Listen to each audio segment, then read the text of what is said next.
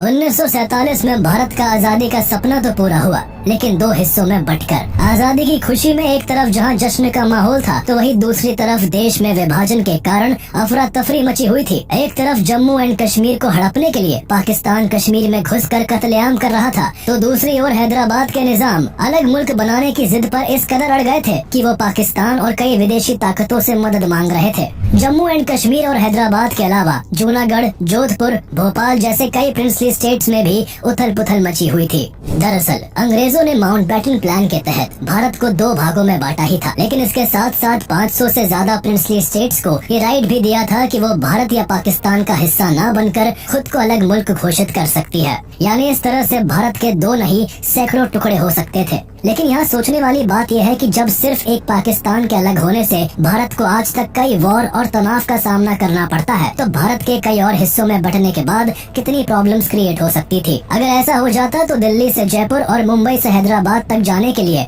हमें वीजा लेना पड़ता। देश के इतने हिस्सों में बंटने से आज वर्ल्ड की 5th लार्जेस्ट इकोनॉमी माने जाने वाला भारत डेवलपमेंट पर फोकस ही नहीं कर पाता। इंडिया के सारे रिसोर्सेज सिर्फ स्टेट बॉर्डर्स को सिक्योर करने में ही वेस्ट हो जाते। लेकिन अंग्रेजों का भारत को सैकड़ों टुकड़ों में बांटने का ये षड्यंत्र नाकाम रहा, और इसको नाकाम करने वाले शख्स iron man of India Sardar Vallabh भाई पटेल थे। सरदार वल्लभ भाई पटेल ने साम दाम दंड भेद से काम लेकर सभी रियासतों को भारत से जोड़ने का काम किया। इन्होंने अपनी लीडरशिप से टुकड़ों में बिखरे हुए भारत को एक किया, लेकिन इस कड़ी में जम्मू एंड कश्मीर और हैदराबाद को भारत से जोड़ना सबसे मुश्किल था। इन दोनों राज्यों को भारत से मिलाने के लिए सरदार वल्लभ भाई पटेल को आर्मी का भी सहारा लेना पड़ा था। क्या था ब्रिटिश गवर्नमेंट का माउंटबेटन प्लान, जिससे भारत सैकड़ों टुकड़ों में बंट सकता था? और आखिर कैसे सरदार वल्लभ भाई पटेल ने सेना की मदद से जम्मू एंड कश्मीर और हैदराबाद को भारत से जोड़ा, जो कि पाकिस्तान का हिस्सा बनने की कगार पर थे?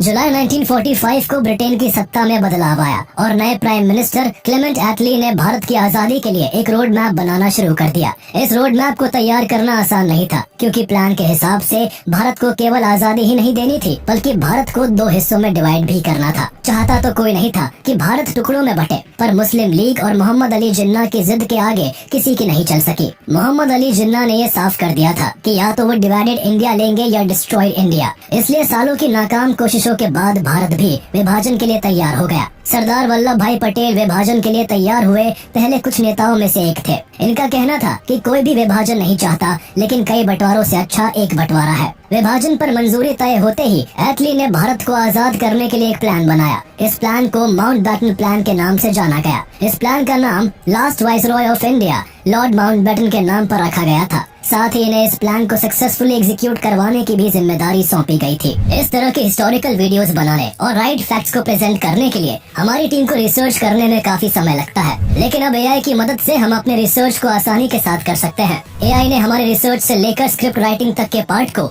10 टाइम्स फास्टर कर दिया है। आर्टिफिशियल इंटेलिजेंस एक बूमिंग टेक्नोलॉजी है जो इस रिसेशन पीरियड में आपकी काफी मदद कर सकता है। आप भी इस आर्टिफिशियल इंटेलिजेंस और 20+ एआई टूल्स एंड हैक्स को सीखकर अपना काम आसानी के साथ कर सकते हैं। इस 3 आवर्स के चैट जीपीटी और एआई वर्कशॉप, जो कि पेड होता है, लेकिन हमारे फर्स्ट 1000 ऑडियंस के लिए ये वर्कशॉप एकदम फ्री है। इस वर्कशॉप के जरिए आपको प्रॉम्प्ट राइटिंग से लेकर जॉब हंटिंग हैक्स और 5 मिनट्स में रेज्यूमे बिल्डिंग तक भी सिखाया जाएगा। साथ ही यहाँ आप Excel skills, presentation and data analysis जैसी जरूरी स्किल्स को भी सीख सकते हैं। अगर आप किसी टेक बैकग्राउंड या नॉन टेक बैकग्राउंड जैसे finance, HR, sales and marketing से हैं, या फिर आप कोई फ्रीलांसर और कंटेंट क्रिएटर ही क्यों ना हो, ये वर्कशॉप हर किसी के लिए है। लाखों लोगों ने इस वर्कशॉप को अटेंड किया है और अपने एक्सपीरियंस के बेसिस पर उन्होंने इन्हें 5 आउट ऑफ 5 रेटिंग्स भी दी है। ये वर्कशॉप आपकी ब्रांड बिल्डिंग और बिजनेस स्ट्रेटजीज में भी हेल्प करेगा। अभी तक इस वर्कशॉप को करीबन 1 मिलियन प्लस लोगों ने अटेंड किया है, और इन सभी लोगों को 10 टाइम्स तक ग्रोथ और 3 टाइम्स तक सैलरी हाइक भी मिली है।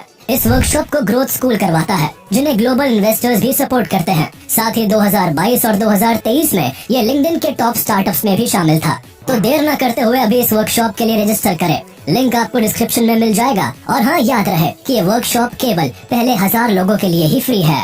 18 जुलाई 1947 को ब्रिटिश पार्लियामेंट और रॉयल एसेंट द्वारा माउंटबेटन प्लान को अप्रूव किया गया, जिसे इंडियन इंडिपेंडेंस एक्ट 1947 के नाम से जाना जाता है। इसे then viceroy and governor general of India Lord Mountbatten ने तैयार किया था। इसी प्लान के जरिए भारत के पार्टीशन की रूपरेखा तैयार की जा रही थी। इस पूरे प्रोसेस में लॉर्ड माउंटबेटन के साथ कांग्रेस, मुस्लिम लीग और सिख कम्युनिटी के रिप्रेजेंटेटिव्स जुड़े हुए थे। माउंटबेटन प्लान का पहला ऑब्जेक्टिव भारत को हिंदू और मुस्लिम मेजोरिटी के बेसिस पर 2 सेपरेट कंट्रीज में डिवाइड करना था। तो वही दूसरी ओर जितनी भी प्रिंसली स्टेट्स थी उनको ये ऑप्शन दिया गया था कि वो भारत या फिर पाकिस्तान किसी भी एक देश में शामिल हो सकती है, या फिर ये किसी भी देश का हिस्सा न बनकर खुद को इंडिपेंडेंट भी रख सकते हैं। अब माउंटबेटन प्लान का यही ऑब्जेक्टिव भारत के लिए बड़ी परेशानी बन गया, क्योंकि भारत में कई प्रिंसली स्टेट्स ऐसी भी थी जो या तो पाकिस्तान का हिस्सा बनना चाहती थी या इंडिपेंडेंट बनकर रहना चाहती थी, जिसमें जम्मू एंड कश्मीर, हैदराबाद और जूनागढ़ शामिल थे।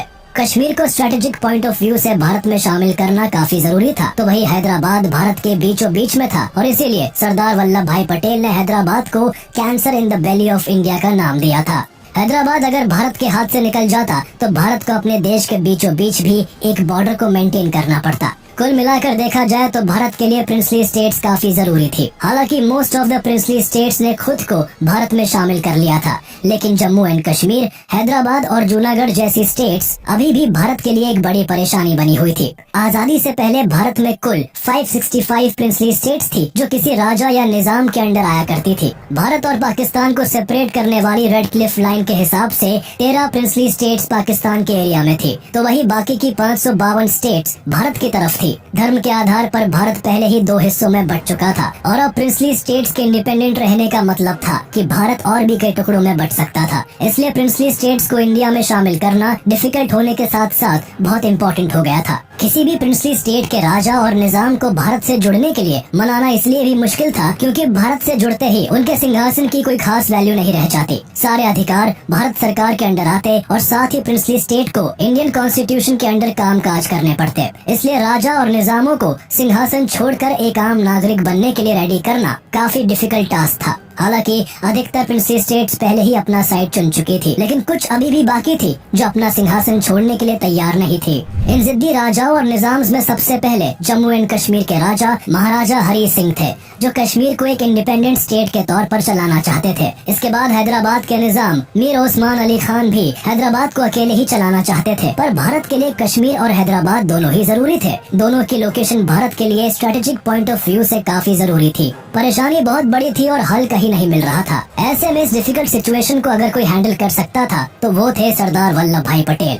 वल्लभ भाई पटेल वो शख्स थे जिन्हें सरदार की उपाधि किसी विरासत में नहीं मिली थी, बल्कि उनकी सूझबूझ, डिप्लोमेटिक स्ट्रेंथ और लीडरशिप क्वालिटी की वजह से उनको ये टाइटल सम्मान सहित सौंपा गया था। वल्लभ भाई पटेल की इन सभी विशेषताओं की वजह से ही महात्मा गांधी ने सभी प्रिंसली स्टेट्स को भारत से जोड़ने की बागडोर सरदार वल्लभ भाई पटेल को सौंपी थी। देश को बंटता देख वल्लभ भाई पटेल ने भारत को यूनाइट करने के लिए हर कोशिश करनी शुरू कर दी। पटेल समझ चुके थे कि कैसे भी करके उन्हें जम्मू एंड कश्मीर और हैदराबाद को भारत में शामिल करना ही होगा। इस नामुमकिन काम को मुमकिन बनाने के लिए वल्लभ भाई पटेल अपने सेक्रेटरी वीपी मेनन की मदद लेते हैं। बात की गंभीरता को देखते हुए पहले आराम से बैठकर इस मुद्दे पर बात की गई। पटेल और वीपी मेनन ने शुरुआत में सभी प्रिंसली स्टेट्स के राजाओं से मुलाकात की और उनसे भारत का पार्ट बनने के लिए नेगोशिएट करना शुरू कर दिया। प्रिंसली स्टेट्स को भारत में शामिल करने के लिए सरदार पटेल ने साम दाम दंड भेद हर तरह की नीति का इस्तेमाल किया। कभी रियासतों को भारत से जुड़ने के बेनिफिट्स गिनाए तो कभी मिलिट्री एक्शन का डर दिखाया। जो जैसे मान जाए उसे उस तरीके से मनाने की कोशिश की गई। कई दिनों की लगातार प्लानिंग एंड एग्जीक्यूशन के बाद फाइनली वल्लभ भाई पटेल ने अपनी सूझबूझ और कूटनीति से 15 अगस्त 1947 आते आते 552 प्रिंसली स्टेट्स में से 549 को भारत के साथ इंस्ट्रूमेंट ऑफ एक्सेशन साइन करवा दिया था। यानी इंडिपेंडेंस डे तक ये सभी स्टेट्स भारत का हिस्सा बन गई थी। लेकिन अभी भी सरदार वल्लभ भाई पटेल 3 स्टेट्स को मनाने में नाकामयाब रहे। इन स्टेट्स में जूनागढ़, हैदराबाद और जम्मू एंड कश्मीर शामिल थे। अगर जूनागढ़ की बात करें तो करेंटली गुजरात में आने वाला जूनागढ़ यूं तो पॉपुलेशन के हिसाब से हिंदू मेजोरिटी वाला स्टेट था, लेकिन इसके निजाम मुस्लिम थे जिसका नाम मोहम्मद महाबत खां था। महाबत खां जूनागढ़ को पाकिस्तान में शामिल करना चाहते थे, लेकिन वही इसके ऑपोजिट वहाँ की जनता भारत का हिस्सा बनना चाहती थी। सरदार पटेल, जवाहरलाल नेहरू, यहाँ तक कि लॉर्ड माउंटबेटन के कहने पर भी महाबत खां इंडिया से जुड़ने के लिए नहीं माने। इसलिए जब सीधे तरीके से बात नहीं बनी तो पटेल ने अपना तरीका आजमाया और जूनागढ़ में वोटिंग करवा दी। वोटिंग के रिजल्ट ने ये तो साफ कर दिया था कि एटलीस्ट जूनागढ़ तो भारत के हाथ से कहीं नहीं जाने वाला। इस वोटिंग में करीब 99% से ज्यादा वोट्स इंडिया में शामिल होने के पक्ष में आए थे और केवल 91 वोट्स पाकिस्तान को मिले थे। रिजल्ट के बाद भारत ने जूनागढ़ को भी अपना हिस्सा बना लिया। हालांकि जम्मू एंड कश्मीर और हैदराबाद अभी भी बाकी थे। इन दोनों स्टेट्स के साथ भारत ने विलय करने की काफी कोशिश की, लेकिन दोनों अपनी जिद पर डटे रहे। एक तरफ जहां जम्मू एंड कश्मीर पर पाकिस्तान की पैनी नजर बनी हुई थी, तो वहीं दूसरी ओर हैदराबाद के निजाम पाकिस्तान से मदद की उम्मीद कर रहे थे। ये सब होता देखकर वल्लभ भाई पटेल जम्मू एंड कश्मीर और हैदराबाद का भारत में विलय करने के लिए आर्मी का इस्तेमाल करने में भी संकोच नहीं करना चाहते थे। कहा जाता है दुनिया में अगर कहीं जन्नत है तो वो कश्मीर में है। कश्मीर जो आज भारत का अभिन्न हिस्सा है, जो सिर्फ अपनी खूबसूरती या कल्चर के लिए नहीं बल्कि भारत की सुरक्षा के पॉइंट ऑफ व्यू से भारत के लिए सबसे ज्यादा इम्पोर्टेंट है। बड़ी बात यह है कि कश्मीर भारत को थाली में सजाकर नहीं मिला था, बल्कि कश्मीर को भारत से जोड़कर रखने में हजारों भारतीय सपूतों का बलिदान शामिल है। भारत का मुकुट कहलाए जाने वाला जम्मू एंड कश्मीर आजादी के समय राजा हरि सिंह की सत्ता में था। जम्मू कश्मीर वो रियासत थी जिसके राजा तो हिंदू थे, लेकिन मेजोरिटी पॉपुलेशन मुस्लिम्स की थी। जम्मू एंड कश्मीर में मुस्लिम मेजोरिटी होने की वजह से ही राजा हरि सिंह चाहते हुए भी भारत का हिस्सा नहीं बनते, क्योंकि ऐसा करने से उन्हें अपनी राजगद्दी खोने का डर था। इसलिए राजा हरि सिंह 12 अगस्त 1947 को भारत और पाकिस्तान के साथ स्टैंड स्टिल अग्रीमेंट साइन करने को भेजते हैं, जिसमें लिखा होता है कि जम्मू एंड कश्मीर ना तो पाकिस्तान का हिस्सा बनेगा, ना ही भारत में शामिल होगा। जम्मू एंड कश्मीर एक इंडिपेंडेंट स्टेट बनकर रहेगा। साथ ही भारत और पाकिस्तान के साथ सभी ट्रेड्स, ट्रैवल, कम्युनिकेशन और अन्य सर्विसेज को बिना किसी दखल अंदाजी के साथ एग्जीक्यूट करेगा। इस अग्रीमेंट को पाकिस्तान तुरंत साइन कर देता है, लेकिन भारत इस अग्रीमेंट पर कोई रिस्पॉन्स नहीं देता और जम्मू एंड कश्मीर के इस प्रस्ताव को पेंडिंग में ही रखता है। लेकिन तभी पाकिस्तान कुछ ऐसा करता है जो किसी ने सोचा भी नहीं था। अग्रीमेंट साइन करने के बाद भी पाकिस्तान जम्मू एंड कश्मीर के राजा हरि सिंह को वार्निंग लेटर भेजकर जम्मू एंड कश्मीर को पाकिस्तान में शामिल होने के लिए धमकाता है। बात केवल लेटर भेजने तक ही नहीं थमती, बल्कि अब पाकिस्तान जम्मू एंड कश्मीर को जबरदस्ती हड़पने की कोशिश भी करता है। अक्टूबर 1947 में पाकिस्तान फुल एग्रेशन के साथ कश्मीर पर हमला कर देता है। ये हमला पाकिस्तान की सोची समझी साजिश थी। इस हमले के तहत पाकिस्तान ऑपरेशन गुलमर्ग को लॉन्च करता है, जिसका मेन मकसद जल्द से जल्द श्रीनगर को कैप्चर करने का था, जिससे सीधा जम्मू एंड कश्मीर को हथिया लिया जाए। हालांकि पाकिस्तान ये हमला घुसपैठियों के भेस में करता है, ताकि इसका इल्जाम डायरेक्टली उस पर न आए। ऑपरेशन गुलमर्ग के चलते पाकिस्तानी आर्मी द्वारा कंट्रोल किए जा रहे 5000 से ज्यादा ट्राइबल फाइटर्स को जम्मू एंड कश्मीर में तनाव की सिचुएशन क्रिएट करने के लिए भेज दिया जाता है। हर तरह के हथियारों से लैस tribal fighters Jammu and Kashmir में आतंक का माहौल पैदा कर देते हैं। 3 से 4 दिनों के अंदर ही आतंकी जम्मू एंड कश्मीर के बारामुल्ला, पूंछ, मीरपुर और उरी जैसे कई एरियाज में हजारों निर्दोष लोगों को बेरहमी से मार डालते हैं। हमलावरों द्वारा शहर के शहर जला दिए जाते हैं। कश्मीर में लाशें बिछ जाती है। ये सब देखकर राजा हरि सिंह घबरा जाते हैं। सिचुएशन को हाथ से फिसलता देख राजा हरि सिंह भारत से मदद की गुहार लगाते हैं। दरअसल जिस वक्त पाकिस्तान कश्मीर को टारगेट कर वहाँ पर आतंक मचा रहा था, तब जवाहरलाल नेहरू और सरदार वल्लभ भाई पटेल पूरी सिचुएशन को बहुत क्लोजली फॉलो कर रहे थे। कश्मीर को जलता देख भारत कश्मीर की मदद तो करना चाहता था, पर चाहकर भी वो कुछ नहीं कर सकता था, क्योंकि आधिकारिक रूप से अभी भी जम्मू एंड कश्मीर भारत का हिस्सा नहीं था। हालांकि इस वक्त सरदार पटेल ने जम्मू एंड कश्मीर को भारत से जोड़ने का यही सबसे सही मौका देखा। वो पाकिस्तानी हमलावरों से जम्मू एंड कश्मीर को बचाना चाहते थे, और इसलिए जैसे ही राजा हरि सिंह ने अपने जम्मू एंड कश्मीर को पाकिस्तान से बचाने के लिए भारत से गुहार लगाई, भारत फौरन मदद करने के लिए तैयार हो गया।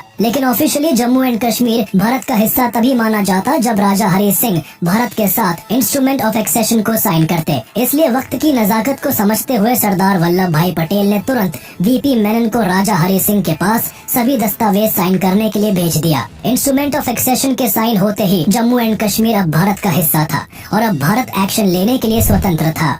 सिचुएशन की गंभीरता को देखते हुए सरदार वल्लभ भाई पटेल जरा भी देर नहीं करते और फौरन इंडियन आर्मी को कश्मीर भेजकर वहां की सिचुएशन को संभालने का फैसला करते हैं। अगले ही दिन 27 अक्टूबर 1947 की सुबह इंडियन आर्मी को श्रीनगर में एयर ड्रॉप कर दिया जाता है। इंडियन आर्मी जम्मू कश्मीर के कोने कोने में फैल जाती है। जिन जगहों से सबसे ज्यादा खून खराबे की खबरें आ रही थी, उन एरियाज में भी इंडियन आर्मी अपनी पकड़ बना लेती है। भारतीय सैनिकों के काउंटर अटैक से डरकर हजारों हमलावर कश्मीर छोड़कर पाकिस्तान भागने लगते हैं। भारतीय सैनिकों के आगे पाकिस्तान के घुसपैठिए कमजोर पड़ते जा रहे थे, जिस कारण पाकिस्तान को अब कश्मीर को हड़पने का मंसूबा नाकाम होता हुआ दिख रहा था। इसलिए पाकिस्तान अब एक स्टेप और आगे जाते हुए भारत के खिलाफ अपनी पूरी मिलिट्री फोर्स को कश्मीर में उतार देता है। यह भारत और पाकिस्तान के बीच पहली वॉर थी, जिसमें अब भारतीय सैनिकों का सामना पाकिस्तान के घुसपैठियों के साथ साथ पाकिस्तानी सेना से भी था। इंडियन आर्मी अभी भी पूरे जोरों से पाकिस्तान का सामना कर रही थी और हर मोर्चे पर पाकिस्तान को मुंह तोड़ जवाब दे रही थी। लेकिन इसी दौरान एक ऐसा वाकया हुआ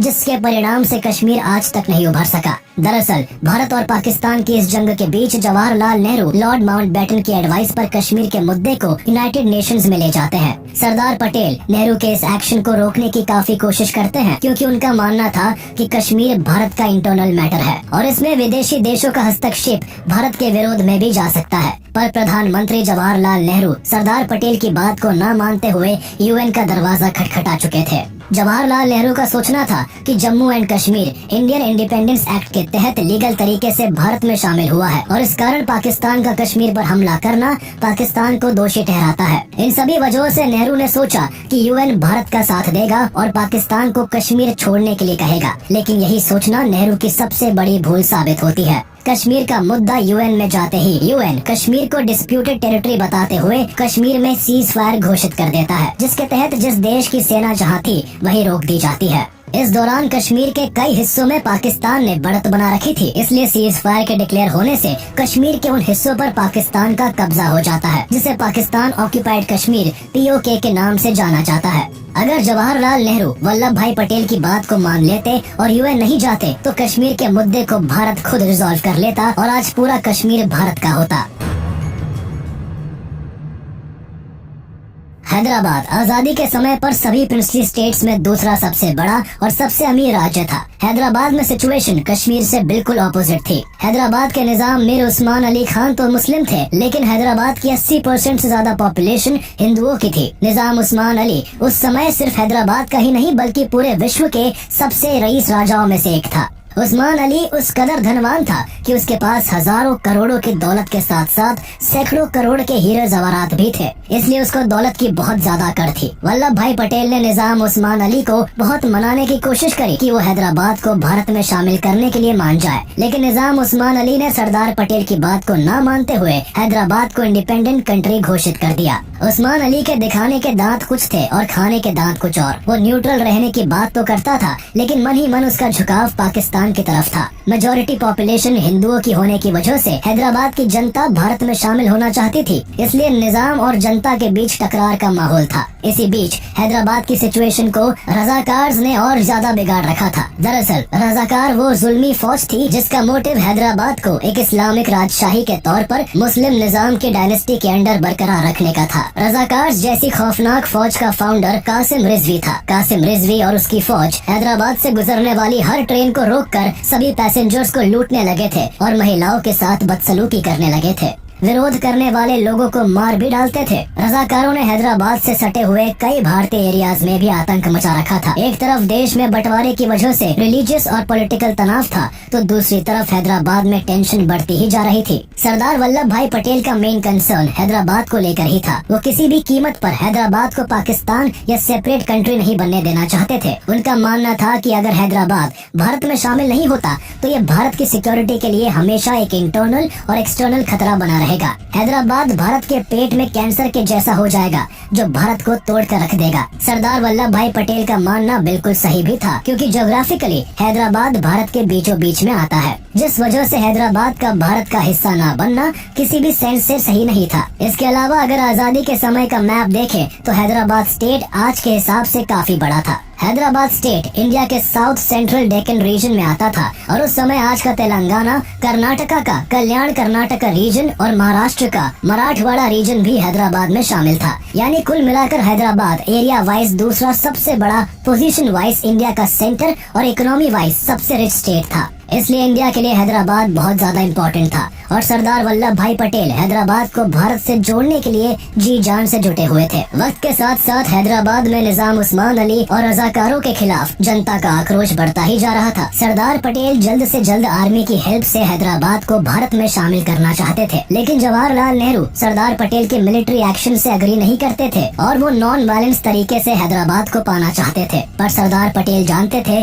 कि सिर्फ बातों से हैदराबाद को भारत से नहीं जोड़ा जा सकता। हैदराबाद को पाने के लिए कुछ बड़ा करने की जरूरत थी, लेकिन लॉर्ड माउंटबेटन और जवाहरलाल नेहरू की वजह से सरदार पटेल कुछ वक्त के लिए शांत रहकर सही वक्त का इंतजार करते हैं। उस दौरान सरदार पटेल कोई ठोस एक्शन लेने की बजाय हैदराबाद के निजाम को मिलिट्री एक्शन का डर दिखाकर भारत से जोड़ने की बहुत कोशिश करते हैं, लेकिन निजाम उस्मान अली और कासिम रिजवी दोनों ही इंडिपेंडेंट रहने के लिए अड़े हुए थे और मोहम्मद अली जिन्ना से सैन्य मदद और यूरोप से हथियार मंगवाने की कोशिशें कर रहे थे। वहीं दूसरी तरफ कासिम रिजवी सरदार पटेल को दिल्ली आकर चैलेंज करता है कि भारत हैदराबाद को कभी हासिल नहीं कर सकेगा। साथ ही चेतावनी देता है कि अगर हैदराबाद में इंडियन आर्मी घुसी तो रजाकर्स के साथ उन्हें जंग का सामना करना पड़ेगा और हैदराबाद में कत्लेआम मच जाएगा। सरदार पटेल ने कासिम रिजवी को बस एक लाइन कही थी कि अगर आप ऐसा करते हो तो ये आपके लिए सुसाइड करने जैसा होगा, और आगे हुआ भी ऐसा ही। इंतजार की घड़ी समाप्त होती है और 21 जून 1948 को लॉर्ड माउंटबेटन भारत को छोड़कर चले जाते हैं। लॉर्ड माउंटबेटन के भारत छोड़ते ही सरदार पटेल अब हैदराबाद के लिए ठोस कदम उठाने की तैयारी में जुट जाते हैं। कुछ दिनों की तैयारी के बाद 13 सितंबर 1948 को जवाहरलाल नेहरू के अपोज करने के बावजूद सरदार वल्लभ भाई पटेल ऑपरेशन पोलो लॉन्च करते हुए हैदराबाद में आर्मी को डिप्लॉय कर देते हैं। 13 सितंबर 1948 की सुबह 4 बजे मेजर जनरल JN चौधरी द्वारा लीड की जा रही 36,000 सैनिकों की भारतीय आर्मी हैदराबाद में घुसती है। सिर्फ 5 दिनों के अंदर पूरा हैदराबाद इंडियन आर्मी के कंट्रोल में आ जाता है। 5 दिनों तक चले इस ऑपरेशन में 1300 से ज्यादा रजाकर मारे जाते हैं। वहीं कासिम रिजवी को जेल की सलाखों के पीछे भेज दिया जाता है। निजाम उस्मान अली आखिरी वक्त तक UN से इंटरवीन करने की गुहार लगाता रहा, लेकिन कोई फायदा नहीं होता और अंत में भारत को आंख दिखाने वाले हैदराबाद के निजाम उस्मान अली अपनी हार मानते हुए 17 सितंबर 1948 के दिन खुद को सरेंडर कर देते हैं। इसी के साथ हैदराबाद हमेशा के लिए भारत का अभिन्न हिस्सा बन जाता है। कई जानकारों का मानना है कि अगर सरदार पटेल मिलिट्री एक्शन न लेकर नेहरू जी के नॉन वायलेंस की नीति से चलते तो हैदराबाद आज दूसरा कश्मीर बन जाता और कश्मीर की तरह भारत को हैदराबाद की सिचुएशन को टैकल करने के लिए हर समय भारी सैन्य बल तैनात करके रखना पड़ता। आज अगर हैदराबाद बिना कोई डिस्टरबेंस के शांति से भारत के साथ जुड़ा हुआ है तो इसका क्रेडिट सरदार वल्लभ भाई पटेल को ही जाता है। सरदार वल्लभ भाई पटेल के कॉन्ट्रीब्यूशंस की लिस्ट इतनी लंबी है कि वक्त कम पड़ जाएगा, लेकिन उनके योगदानों की फहरिस्त खत्म नहीं होगी। सरदार पटेल ने कभी अपनी वकालत से गुलाम भारत के नागरिकों को अंग्रेजों के जुल्मों से बचाया, तो कभी गांधी जी के साथ उन्होंने जन संग्रहों में हिस्सा लेकर अंग्रेजों के खिलाफ आवाज उठाई। सरदार पटेल का देश के प्रति समर्पण इस कदर था कि उन्होंने गांधी जी के बस एक बार कहने से प्रधानमंत्री पद और कांग्रेस पार्टी की लीडरशिप के चुनाव से नॉमिनेशन वापस ले लिया था, जिसे वो एक तरफा जीत चुके थे। सरदार पटेल ने भारत की बैकबोन कहे जाने वाली इंडियन सिविल सर्विस जैसी ऑर्गेनाइजेशन की क्रिएशन में भी इम्पोर्टेंट रोल प्ले किया था। भारत की स्वतंत्रता, एकीकरण और राष्ट्र निर्माण में सरदार वल्लभ भाई पटेल के योगदान को भारत कभी नहीं भुला पाएगा।